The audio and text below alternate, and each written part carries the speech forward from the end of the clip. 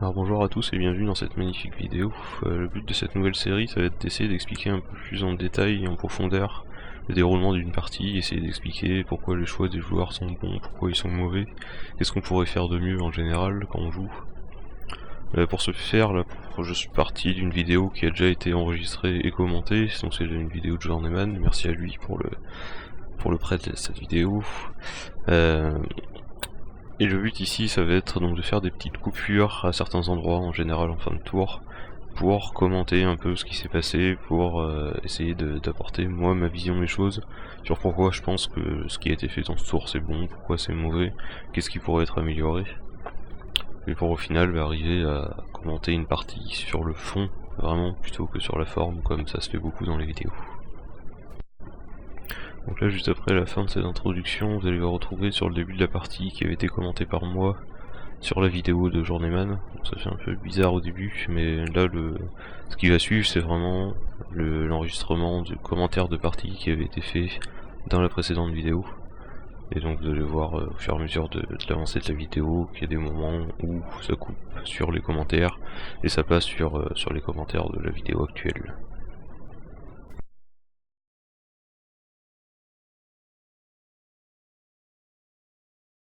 De la vidéo. Déjà on va faire un petit point sur les proxys pour que tout le monde sache. Les trois châssis d'inverteurs, c'est les Skin and Mounts. Le conservateur, c'est un cage rageur. Les deux corax pour les rattlers. Les deux cochons pour les crabits. L'ABE pour l'ABE. Chromac 2 pour le caster. On a les crapauds, c'est des Dridrots. Les Warwolf pour les Gremlin Swarm. Et l'Anissa pour Lady Cariana Rose. Il me semble que j'ai fait le tour. De mon côté, c'est la liste habituelle avec la BE naine qui est représentée par la BE Signa. Au niveau du match-up, je le sens pas forcément très bien, il n'y a qu'une seule zone, elle va être dure à libérer, et au niveau de l'attrition, il a beaucoup de beasts qui vont monter à armure 21 très vite une fois qu'il y aura des corpses. En plus, Antoine a l'animus de soin, qui fait que si je tue une de figurines, il peut soigner toutes les autres de sa liste instantanément. Donc il va falloir que je fasse vraiment très attention dans ce que je choisis de blesser. Donc on va voir ce que ça donne, mais a priori je donne pas un match-up positif pour Osrum. Alors au niveau de mon premier tour, il se passe pas grand chose, toute l'armée va courir tout droit au maximum de sa vitesse. Je fais juste un peu attention à mon caster pour pas me faire cater ses tours 1 sur un feat d'Osrum.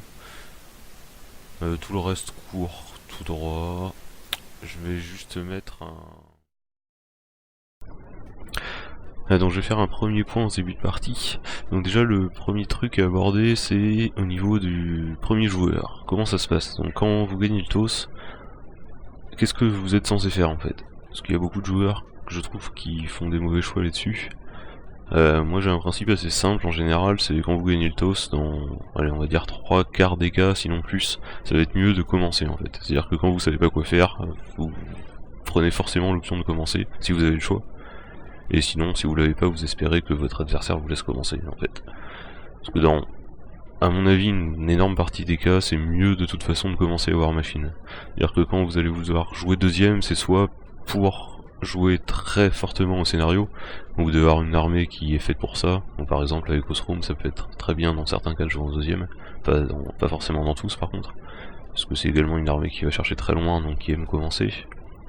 Et l'autre cas où vous voulez jouer en deuxième, c'est s'il y a un terrain qui est très favorable d'un côté ou de l'autre, ou qui est très défavorable pour quelqu'un, parce que on pense souvent à qu'est-ce qui est favorable pour nous, mais on oublie parfois de réfléchir un peu par rapport à l'adversaire.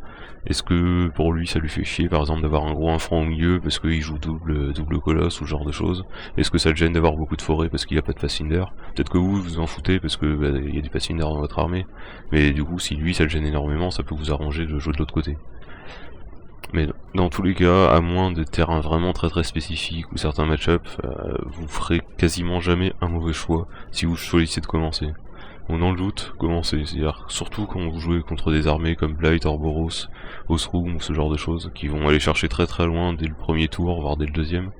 il faut forcément commencer, parce que sinon le gars il va courir tout droit, va se retrouver au milieu de la table, et ça va vous poser des gros problèmes dès votre premier tour pour savoir comment vous placez, qu'est-ce que vous allez faire. Alors que si vous commencez, au moins vous avez un tour assez sécure pour courir tout droit, et pour vous placer. Le deuxième point important là, c'est ce mouvement de caster que je suis en train de me faire. En général, au tour 1, on court avec, on fait charger notre caster tout droit, on lance des sorts, on fait charger le caster pour aller le plus loin possible. Et on réfléchit pas forcément aux distances de menace adverses parce que voilà, c'est le tour 1, normalement on est assez loin. Sauf qu'il y a des cas où faut faire attention parce que le gars peut aller vous chercher très très loin, genre la House Room par exemple avec ses poules, il bouge de 5 de base, il peut fit, Energizer, ça fait 5 de plus, donc il est à 10, il tire à 12, ça fait 22, il peut mettre snipe sur quelque chose. Donc mine de rien, il va chercher très très loin, genre là mon caster, il est quasiment à portée déjà de plusieurs choses pour lui tirer dessus. Alors ça me gêne pas parce que mon caster est très tanky, il est dans une tranchée, donc il a quasiment aucune chance de mourir. Mais il y a beaucoup de fois où il faut quand même un peu réfléchir là quand vous faites charger votre caster ou le courir tout droit au tour 1. Il faut faire gaffe un peu à ce que votre adversaire peut faire, est-ce qu'il peut vous tuer, est-ce qu'il va le tenter. Parce que si lui il estime qu'il est dans un mauvais match-up, ou s'il estime que vous êtes meilleur que lui, ou n'importe quoi en fait, si lui il a envie de le tenter tout simplement, même si c'est un KTC qui a, je sais pas, une chance sur 5, une chance sur 4 de réussir, il va peut-être le tenter, ça va passer, et ça veut dire que une partie sur 5, une partie sur 4 vous allez les perdre, juste parce que vous avez fait courir votre caster sans trop réfléchir. Donc ça c'est un truc qui pour moi c'est important, parce que voilà, c'est des choses qui peuvent se tenter, il faut faire attention au début de la partie.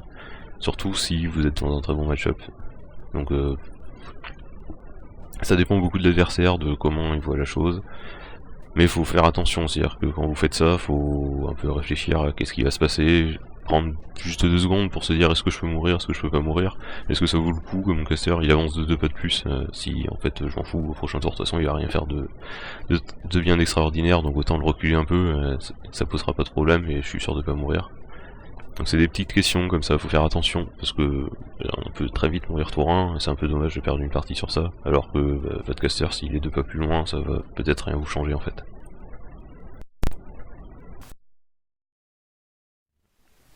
Un Rattler à portée de sa BE et de ses jacks en bas pour pouvoir activer la vengeance au cas où il tire dessus. J'ai un shield guard derrière, donc normalement il devrait pas mourir.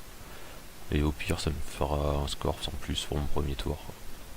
De mon côté, pour mon premier tour, ça va être du positionnement. Osrum va lancer Energizer pour faire avancer tout son battle group. Il va mettre Snipe sur la BE. Alors là, j'ai toujours un petit problème avec la BE, en fait, c'est est-ce que je mets Snipe au premier tour pour recycler Fire for Effect après? Donc ça me donne une phase de tir en plus, mais par contre, ça fait que je suis short en focus au moment de switcher entre Snipe et Fire for Effect. En ce moment, je teste ça, mais je suis pas sûr que ce soit la bonne solution. Et sinon, pour le reste des déplacements, je respecte ces distances de charge et je mets tout le monde en position pour le tour prochain. Et c'est à nouveau au tour. Alors là, qu'est-ce qui s'est passé pendant son tour? Il a décidé d'avancer sa BE là et de tirer sur mon Rattler. Je pense que je suis pas trop d'accord avec ce choix. Parce que, donc au niveau du fonctionnement de Gunkin, pour ceux qui ne connaîtraient pas, The Child il a un sort principal qui s'appelle Tantrum, et qui fait qu'à 5 pas de lui, donc dans sa zone de commandement, si vous blessez un membre dans son battle group, il peut, au début de son prochain tour, faire un mouvement de vengeance avec n'importe quel autre membre de son battle group. Ce qui veut dire que là, par exemple, s'il blesse mon Rattler en bas, je vais pouvoir faire un mouvement de vengeance avec l'un de mes Skin and Mons en haut, pour aller choper à 15 pas au lieu de 12 de base. Ça fait quand même une énorme différence pour lui, puisque 12 pas c'est à peu près de la largeur de la zone au centre. Donc tant que mes Skin and Mons ils sont juste un pied en dehors ou un petit pied dedans, il peut se mettre en face avec ces trucs et que je sois tout simplement hors de portée de charge au tour suivant. Alors que là, s'il touche mon Rattler en bas, ça veut dire que mes 2 Skin and Mons en haut, voire ceux d'en bas, ils vont pouvoir aller charger au tour suivant à 15 pas au lieu de 12. 15 pas c'est quand même très problématique pour lui parce que au niveau du positionnement sur la table, ça va le repousser vachement plus loin qu'il devrait l'être. Parce que par exemple ces drillers, c'est quand même le truc le plus important du match-up je pense, parce que c'est à peu près les seules choses dans sa liste qui peuvent tuer, qui peuvent vraiment tuer mes beasts, une fois qu'elles sont un peu montées en armure, vu qu'avec juste avec les gunners ça va être compliqué quand même au tir. Donc il a vraiment besoin de ces drillers pour aller taper sur mes beasts, ou prendre un peu la zone, enfin me menacer en fait tout simplement. Et là si, juste en me blessant mon ratleur en bas, ça veut dire que ces drillers il va être obligé de les mettre à plus de 15 pas de mes skin and moons partout, ou de mettre des trucs entre pour les protéger. Dans les deux cas je trouve que c'est pas top pour lui, parce que ça veut dire que pour prendre quelques PV sur mon ratleur, parce que la BE a touché à cette puce, ça va quand même être compliqué de me le tomber, j'ai un shield guard à côté, même s'il peut faire 2 tirs de poule en plus dessus, il y a quand même très peu de chances que mon ratleur meure. Et dans tous les cas, même s'il meurt, pour moi c'est pas une très grande perte dans ce match-up, parce qu'il tape pas assez fort tout simplement. Et juste pour prendre ces petits tirs là, en fait ça va l'obliger à faire une grosse... Ça va l'obliger de faire des grosses concessions au niveau de la prise de terrain en fait, parce que là ces drillers, au lieu qu'ils soient ici à la fin de son tour 1, il va devoir les laisser au moins 3 pas derrière, vu que moi je suis en bord de zone là, c'est à dire que lui il va devoir être 3 pas en dehors de la zone derrière, ou mettre des poules devant, mais c'est quand même pas très top pour lui, vu que s'il met 3 poules devant, moi je vais quand même aller les chercher avec un de mes skin and mods pour les tuer. Du coup, je suis pas sûr que ça soit une bonne idée là de tirer sur le Rattler, parce que ça va tout simplement le forcer à ne pas avancer le reste de son armée s'il arrive à toucher quelque chose. Et même le pire pour lui, ça serait qu'il dévie en fait avec sa BE, et qu'il arrive quand même à blesser soit un de mes shield guards, soit un de mes petits trucs qui traînent. Et que du coup, ça active quand même ma vengeance, et qu'en plus de ça, il a rien fait comme dégâts significatifs sur mon Rattler. Donc, pour moi c'est pas une bonne idée là de faire ce tir là, parce que ça va, si ça réussit, ça va vraiment l'obliger à sacrifier beaucoup de terrain pour pas grand chose en fait, parce que là c'est juste qu'il peut le faire, donc il le fait. Mais pour moi c'est pas une bonne idée, surtout contre Grymkin où il y a quand même énormément de choses qui peuvent s'activer pendant le tour adverse, toutes les arcanas, la vengeance, récupérer des corps, etc. C'est des choses qui s'activent pendant son tour, donc faut faire un peu attention à quel choix vous faites en fait pendant votre tour. Est-ce que ça vaut le coup de tout le temps prendre des petits tirs comme ça? Est-ce que parfois il vaut mieux ne pas les faire, même si ça vous fait faire quelques dégâts en moins, mais au moins ça vous permet de bien vous positionner partout et de pas sacrifier du terrain pour prendre quelques petits dégâts minimes sur une beast qui sert finalement un peu à rien dans ce match-up.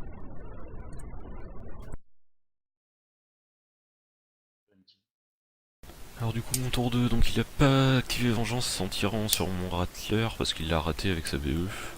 Moi je peux pas marquer à ce tour, donc ça va clairement être un tour de temporisation, c'est-à-dire j'ai pas grand chose à faire en fait, je vais pas lui rentrer dedans directement, vu que mon armée a besoin de récupérer des corps et d'un peu perdre quelques figues avant d'être efficace. Je vais juste temporiser un tour en attendant de voir un peu ce qu'il va faire. Mes deux Rattlers vont au centre, avec des petits incorpos autour, c'est juste histoire de gêner ses tirs et de l'occuper pendant un tour. De toute façon les Rattlers ils tapent pas assez fort dans ce match-up, ils servent pas à grand chose en fait. Donc j'accepte de les perdre sans aucun problème. Ça me donnera des corps et je pourrai les donner à mes autres beasts ensuite. Puis au cas où, si il envoie un driller au centre, c'est tout bénéfique pour moi en fait. Donc normalement il devrait pas le faire, sinon il va échanger un driller contre un rattler, et pour moi ça me convient. Je passe le reste de mon armée assez hors de portée de ces distances de menace. Je mets 2-3 figues dans la zone pour pas qu'il puisse marquer. Et puis je vais juste attendre qu'il fasse son tour et réagir en conséquence. Dans un premier temps, mon tour 2, ça va être un tour de réflexion et d'indécision. Le problème de l'armée Grymkin, en fait, surtout face à ma liste, c'est que plus je vais lui faire des pertes, et plus ça va booster les figurines restantes, surtout les Warbeasts. Donc là c'est la fin de mon tour 2 où j'ai pas fait grand chose en fait, à part lui donner des trucs à manger au centre et placer un peu le reste de mon armure hors de portée de ses menaces principales. Au niveau du match-up, moi comment je vois la chose en fait, c'est que donc là Osroom a priori il va jamais gagner l'attrition, parce que si j'arrive à lui choper ses thrillers, il pourra très difficilement tuer mes beasts ensuite qui sont à armure 21 quand même. Ça va lui prendre énormément de temps au tir, donc s'il perd ses drillers il pourra plus faire grand chose, et a priori je pourrais forcément lui échanger à un moment ou un autre. Et plus la partie va continuer, mieux mon caster sera, parce que c'est un caster qui tape quand même assez fort. Du coup, quand il reste plus beaucoup de pièces sur la table, il est plus fort qu'Ostrom en tout cas. Donc a priori à l'attrition, il devrait pas pouvoir gagner. Ce qui peut me KTC, ça semble quand même très compliqué, même s'il y a une killbox. Là, moi je suis dans une tranche, mon caster il est 14-19 de base avec la PE. Je passe à 14-21 s'il me blesse. Et j'ai une arcana de soin pour remettre full PV, il suffit que je campe un peu en fait, et a priori il pourra quand même très difficilement me tuer. Parce que au scrum, bon au tir il peut faire des trucs, hein, mais ça va être quand même compliqué pour lui d'aller choper un caster qui est 18-19 ou 18-21 juste au tir. Donc tant que je reste hors de portée des drillers, il devrait pas m'arriver grand chose. Du coup, son seul moyen de gagner a priori ça va être le scénario. Donc ça tombe plutôt bien pour lui vu qu'il est en deuxième joueur, déjà ça lui donne l'option de faire un play assez agressif au scénario directement. Et donc là c'est mon tour 2, donc c'est le tour 2 d'Ostrom, il va pouvoir commencer à marquer à son prochain tour. Moi mon objectif c'est absolument qu'il prenne pas 3 points à ce tour, parce que c'est à peu près le seul moyen qu'il a de gagner la partie je pense. Du coup je vais me placer pour essayer de minimiser ses chances de gagner au scénario. Et donc ça, qu'est-ce que ça implique? Pour moi ça va impliquer déjà de lui donner des trucs à faire, parce que s'il a rien à faire, il va quand même plutôt réfléchir à comment vider la zone, alors que s'il y a plein de trucs dans la zone, il va plutôt réfléchir à comment tuer ces trucs en fait. Il va pas chercher à forcément complètement vider la zone, mais plus à essayer de tuer les trucs que je lui donne, parce que c'est gratuit, parce qu'il va peut-être pas avoir grand chose à exposer pour aller les chercher. Du coup pour lui ça va lui paraître intéressant. Et le truc c'est que moi ça va me convenir aussi, parce que les trucs que je vais lui donner c'est des choses qui me servent pas à grand chose dans cette partie. Donc ça me convient de les perdre pour lui éviter de marquer des points. Là c'est vraiment le tour important pour moi, faut absolument pas qu'il marque ses points.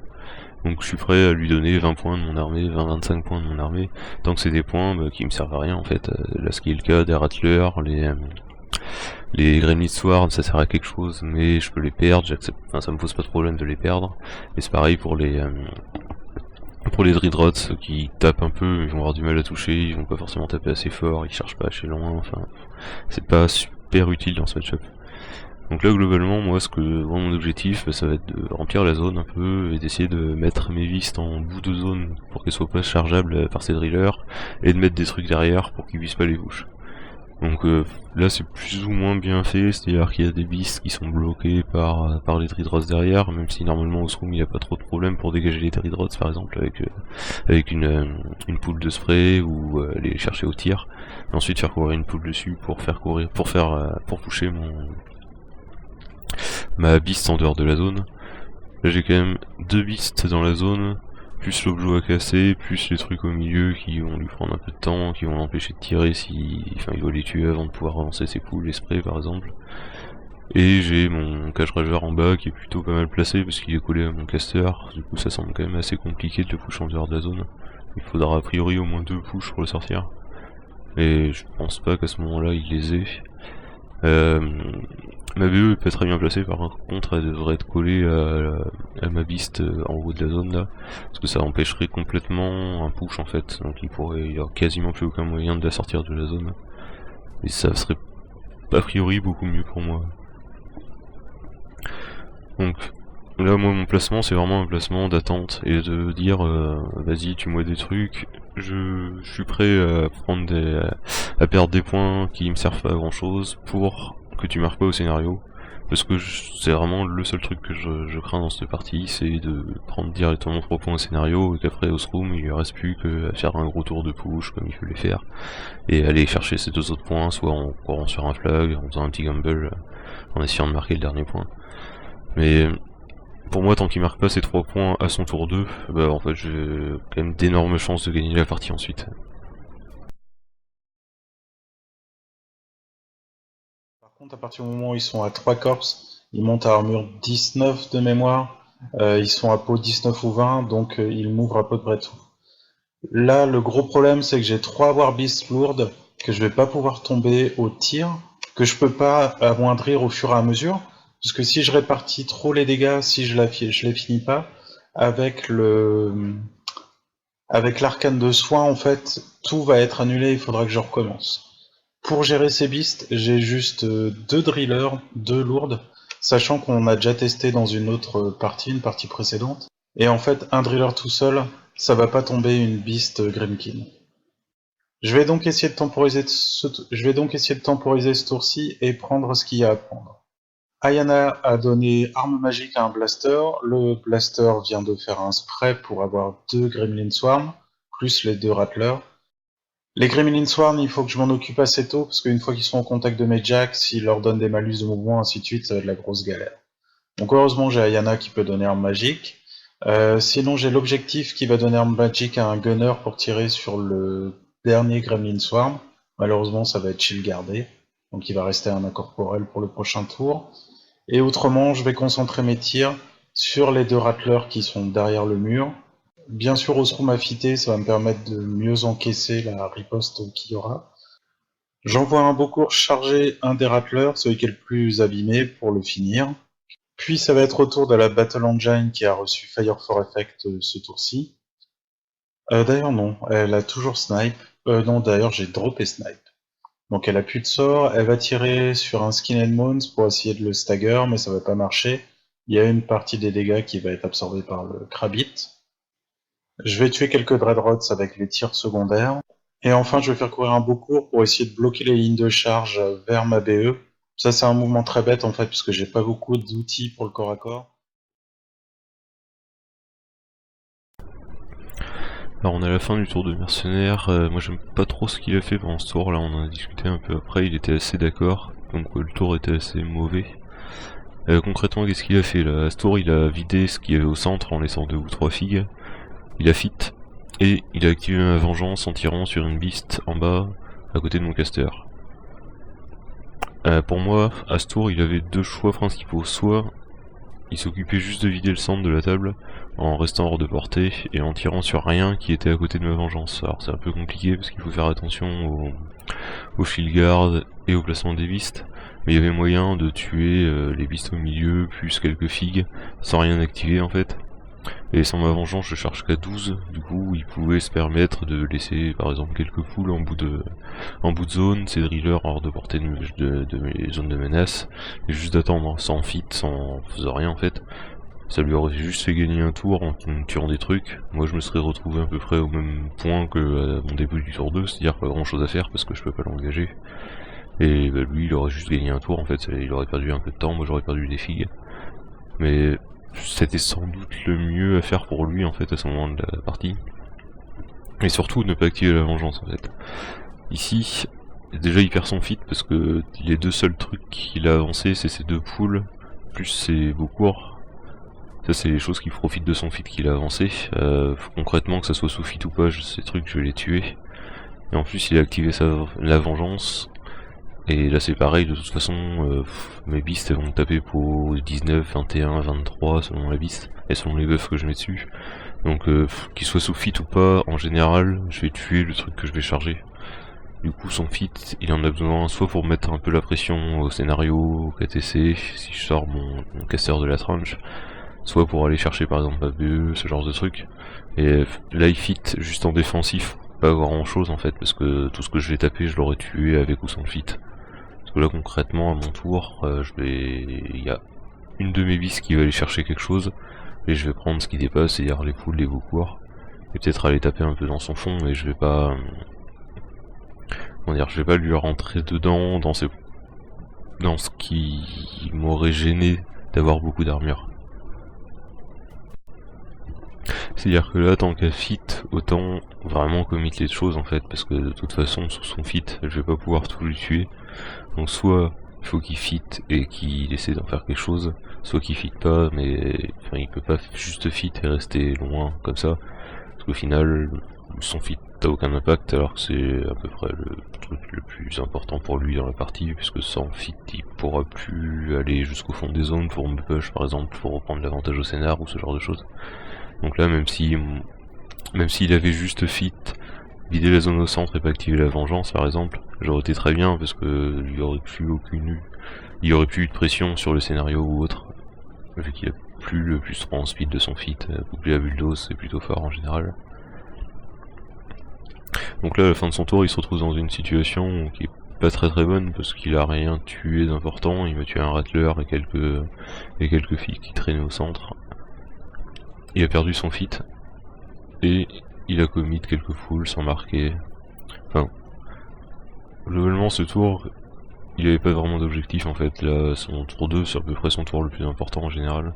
Donc il fallait vraiment soit essayer de vider la zone avec le bulldoze en tuant des trucs, et a priori c'était compliqué vu le placement de mon tour d'avant. Soit ne rien faire, en fait juste tuer ce qu'il pouvait gratter et attendre un tour de plus, voir ce que moi je faisais, parce que de toute façon s'il attend qu'il me tire dessus, qu'il me tue des trucs, il y a bien un moment où moi je vais devoir faire quelque chose. Et a priori moi j'ai pas trop une armée qui joue sur le scénario, j'ai pas trop d'outils en fait pour jouer le scénario en général, donc même si je commit des trucs pour aller marquer des points, ça va être compliqué pour moi de vraiment finir la partie, de marquer mes 2 derniers points ensuite.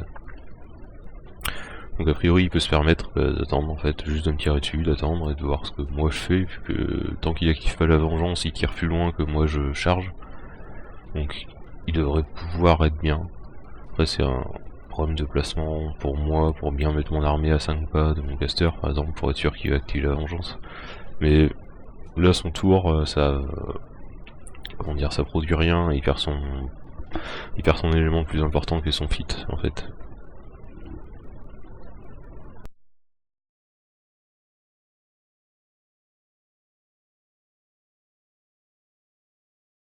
Il va être tué très facilement et ça va juste donner un corpse en plus au Green King.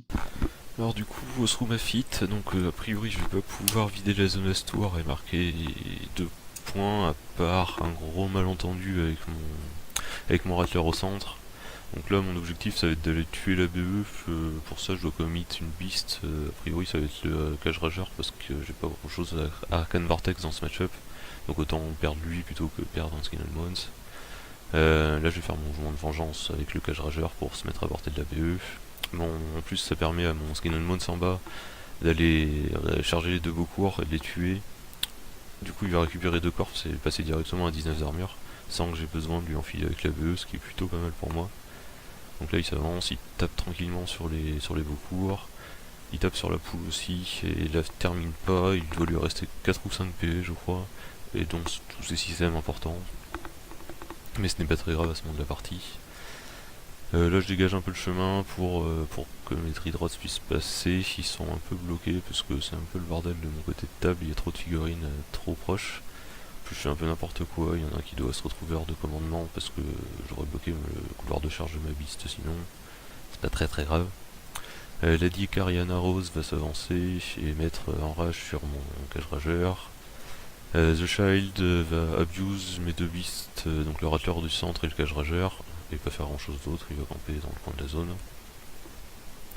Le Cage Rageur charge gratos tranquillement la BE, il va la tuer, il lui reste quelques furies, donc il va tuer l'objet en passant parce que c'est gratuit.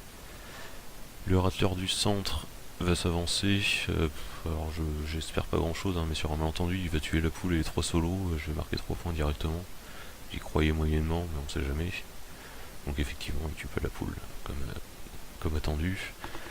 Ma BE, alors là c'est encore comme d'habitude le bordel de mon côté, donc je peux pas l'avancer autant que je voudrais, parce que je file quand même de corps sur le Skin and Bones qui va s'avancer.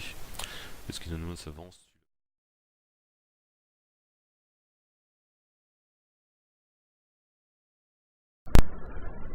Donc là c'est la fin de mon tour 3, je suis plutôt très bien, je viens de tuer la BE, sa BE c'était le seul truc qui menaçait vraiment la mienne, parce qu'elle a un des subs sur les huge days, donc j'avais pas trop envie qu'elle traîne dans la partie et puis qu'elle puisse prendre quelques tirs sur ma BE et qu'elle la tue, parce que en fin de partie, enfin plus la partie va s'allonger, plus je vais avoir besoin de mon armure 21 en fait, c'est ça qui va me permettre de vraiment gagner à l'attrition.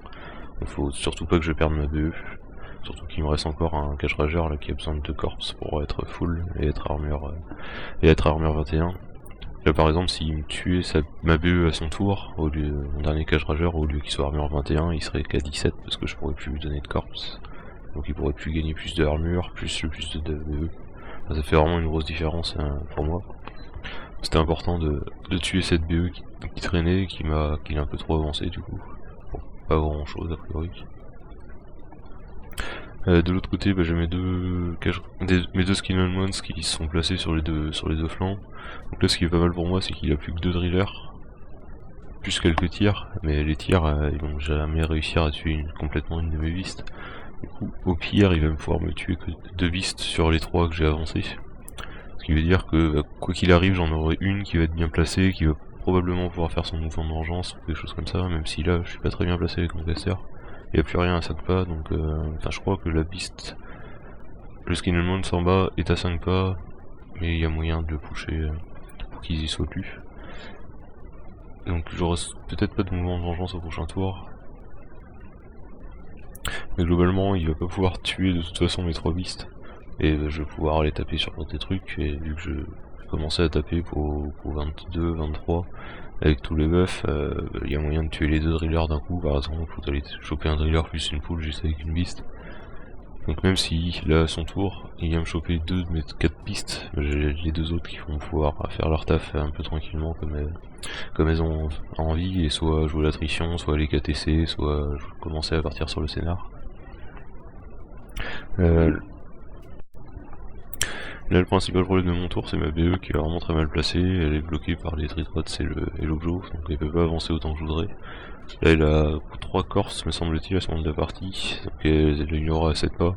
Et 7 pas, si je l'avais mis par exemple à peu près à la place de l'Objo, un peu devant, elle pourrait affecter toutes mes vistes au lieu d'en affecter que 2, je pense, à ce moment de la partie. Alors c'est super important d'avoir le plus d'armure, hein, ça change vraiment tout. On se fait taper dessus par un driller qui vaut 18 entre avoir armure 19 ou 21. C'est-à-dire que le driller va sûrement pas pouvoir vous tuer en un coup. Donc les solutions pour moi, vu que l'objet me gêne énormément, ça aurait peut-être été de le casser tout simplement avec mon caster. Non, c'est mon caster, de casser l'objet, de mieux placer mes Dridrots pour pas qu'il bloque le chemin. Et ma BE aurait pu tout simplement courir au milieu de la table, se mettre à peu près derrière le muret, une fois que je sais que sa BE est morte. De toute façon, il n'y a plus grand chose qui peut venir me la chercher. J'ai juste à rester hors de portée de charge des drillers, mais ça lui aurait permis par exemple de passer mon cache rager à armure 21 et de garder les 2 Skinnermon largement en portée tout le temps. Ça c'est des petits micro-placements, mais mine de rien, qui ont une importance assez énorme en fin de partie, parce que entre une beast qui est à 19 ou 21, ça change vraiment tout, et à ce moment de la partie, mon jeu est pas très important, vu que a priori je vais plus perdre au scénario, à moins qu'il se passe des choses vraiment très bizarres à son tour. Donc je peux me permettre de le casser pour pouvoir faire avancer ma BE dans ce genre de cas par exemple. Mon dernier Skinnermon aussi est pas très bien placé, vu qu'il aurait dû être plus avancé. Et de toute façon, comme je disais, il a que 2 drillers pour me tuer mes vis, du coup que je lui en mette 3 à portée ou 4, ça change complètement rien. Alors que mon Skinnermon, s'il est plus avancé, ça lui permettra un peu de charger ce qu'il veut au tour suivant, alors que là il va être limité un peu dans ses options s'il caresse des trucs. Et il va à peine pouvoir choper en bout de zone adverse, alors qu'il aurait pu être par exemple derrière le muret tranquillement, et pouvoir menacer un peu n'importe quoi sur la table au tour suivant. Donc là encore, c'est des petits placements, mine de rien. À partir du moment où vous savez à peu près ce que l'autre va vous tuer, peut vous tuer, et que de toute façon vous avez déjà commit le nombre de trucs qui peut vous tuer maximal, autant y aller avec le reste, parce que de toute façon vous savez que si lui il peut vous tuer que 2 beasts, que vous en mettiez 3 ou 4 à portée, c'est exactement la même chose. Donc autant mettre les 4, et ça permet à la 4ème d'être beaucoup mieux placée pour le tour suivant. Je vais faire quelques placements pour poser dans la zone et patienter. Je viens de perdre la BE, c'est grave, mais pas tant que ça. Bon, bien sûr, le stagger sur une de ces bis, ce serait toujours intéressant, mais ça m'a permis d'appâter, alors appâter entre guillemets, de faire venir au moins une de ces beasts. Donc je vais pouvoir la tomber avec un driller normalement, éventuellement j'aurai le deuxième en support. Là où je m'interroge, c'est est-ce que je dois envoyer le deuxième driller sur une autre beast. Je suis pas sûr de tomber cette deuxième beast et ça me fera perdre automatiquement le driller. Donc est-ce que je me contente juste de prendre une beast et j'attends un petit peu, ou est-ce que j'essaie d'être un peu gourmand au risque d'être encore plus mal dans la partie? Je vais choisir l'option de la sagesse et me contenter du Cage Rager. Pour le reste du tour, je vais essayer de réarranger quelques pièces avec Bulldoze, donc pour ça il faut que j'avance un petit peu au scrum vers le bas, ce que je fais à l'instant même. Et surtout, il ne faut pas que je blesse une des figurines du Battle Group à moins de 5 pas de The Child, sinon ça va enclencher la vengeance. Donc c'est pour ça qu'avec Bulldoze, je vais essayer d'éloigner certaines de ces figurines. Évidemment, je vais totalement oublier ça quand je vais tirer avec le blaster, là, ce que je fais en ce moment même. Je vais viser un Krabit, je vais le tuer, et ça déclenche la vengeance. Donc ça veut dire que maintenant, il va falloir que j'essaye de protéger le mieux possible Osroom. Parce que d'une situation où j'étais à peu près correct, maintenant, il va y avoir des charges non linéaires et ça va être le bordel. Surtout qu'avec Vengeance, il peut charger jusqu'à 15 pas. Donc j'envoie déjà un driller pour terminer le catch rager. Déjà ça fait une menace en main sur Osroom. Ensuite, je vais essayer de bloquer les lignes de charge, tout en essayant de préserver mes pièces. Il faut à tout prix que je garde mes deux lourdes le plus longtemps possible, mais il faut aussi que je garde quelques pièces dans la zone, pour pas qu'Antoine prenne trop l'avantage au scénario. Donc je vais mettre les deux drillers devant Osroom, je vais essayer de bloquer les passages.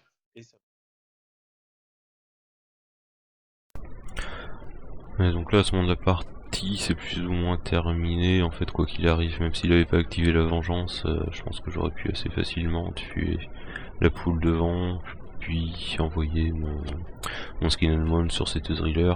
Je peux 22, je suis à plus 3, j'ai 6 attaques. Ça suffit potentiellement pour tuer les deux, en tout cas bien les amocher, peut-être les finir avec un petit piéton qui traîne ou un petit sort. Il faut les deux drillers de mort, la partie est finie, il me reste mes 3 lourdes, il lui reste quelques poules, il n'arrivera jamais à me les tuer, et Ousroom pourra pas faire le taf tout seul. Donc là à ce moment là, la partie est un peu finie, même sans prendre en compte son erreur. D'ailleurs c'est le genre de truc, faites bien attention, parce que là il prend 3 minutes par exemple pour placer sa poule, pour au final faire un spray qui fait pas ce qu'il voulait faire au début. Quand vous avez un petit objectif, là il voulait juste tuer Lady Cariana Rose, faites-le en fait, essayez pas de placer pendant 5 heures pour essayer de choper un petit piéton en plus alors que ça vous fait perdre 3 minutes à la cloque et que vous risquez de faire des conneries que vous auriez pas fait juste en le plaçant et en soufflant directement en fait. Ça c'est le genre de truc, c'est peut-être des détails en partie mais mine de rien, sur une partie qui va jouer à la cloque et qui va durer, les 3 minutes que vous avez pris pour placer votre jack qui va faire un spray, vous allez un peu les regretter quand même à la fin de la partie. C'est le genre de truc où vous pouvez gagner énormément de temps juste en plaçant votre jack, en faisant votre spray sur un Dreadrot et votre cible plutôt que essayer d'avoir 2 Dreadrots. Déjà ça va vous faire gagner du temps à la cloque, et en plus ça va vous éviter ces petites boulettes occasionnelles. Qu'est-ce qu'on peut retenir de cette partie du coup? Déjà c'est important d'avoir un plan de jeu tout le temps quand vous commencez une partie. Alors là c'était la première fois qu'on faisait le match-up, donc c'est pas forcément très simple de voir directement comment ça va se passer. Mais c'est important d'essayer de savoir à peu près comment vous allez gagner et comment votre adversaire va essayer de gagner. C'est-à-dire qu'il y a 3 conditions principales, on va dire, il y a le KTC, le scénario et l'attrition. Il y a potentiellement la cloque aussi, mais c'est un peu à part quand même. Et en général, il y a les armées qui vont jouer sur 1, 2, voire 3 points assez rarement. En général 1 ou 2. Et c'est pas mal de réussir à assez vite identifier sur quoi vous êtes fort au moment précis, c'est-à-dire sur ce scénar en jouant deuxième, et pourquoi votre adversaire est fort à ce moment de la partie aussi. Est-ce qu'il va être bon à l'attrition, au KTC? Est-ce que vous allez plutôt jouer le scénar, l'attrition? C'est des points qui sont quand même importants pour avoir un plan de jeu au fur et à mesure des tours. C'est-à-dire que quand vous arrivez au tour 2, il faut bien arriver à vous fixer, vous dire alors est-ce que moi je vais arriver à gagner l'attrition cette partie? Si vous êtes sûr que vous gagnerez jamais à l'attrition, il faut vraiment avoir un plan de jeu à côté pour soit mettre la pression au scénario, soit aller forcer entre guillemets un KTC. Et vous pouvez pas juste faire votre tour selon comment il vient et vous rendre compte à la fin que en fait non, c'est pas possible parce que vous êtes parti sur un truc qui allait lancer la partie sur de l'attrition alors que l'attrition vous allez forcément perdre. C'est un point qu'il faut vraiment réussir à identifier très tôt dans la partie, c'est-à-dire avant de poser vos fixes sur la table en général. Faut que vous arriviez vraiment à savoir comment vous allez jouer cette partie, qu'est-ce qui va vous faire gagner, comment l'adversaire va jouer sa partie et qu'est-ce que lui va chercher à faire pour gagner. Si vous n'arrivez pas à un peu distinguer ça, vous allez un peu vous embourber dans votre jeu au fur et à mesure. Et il y a des tours que vous auriez pu faire des plans de jeu beaucoup plus efficaces que ce que vous faites. Plutôt que de prendre la partie un peu comme elle vient, vous auriez pu développer quelque chose.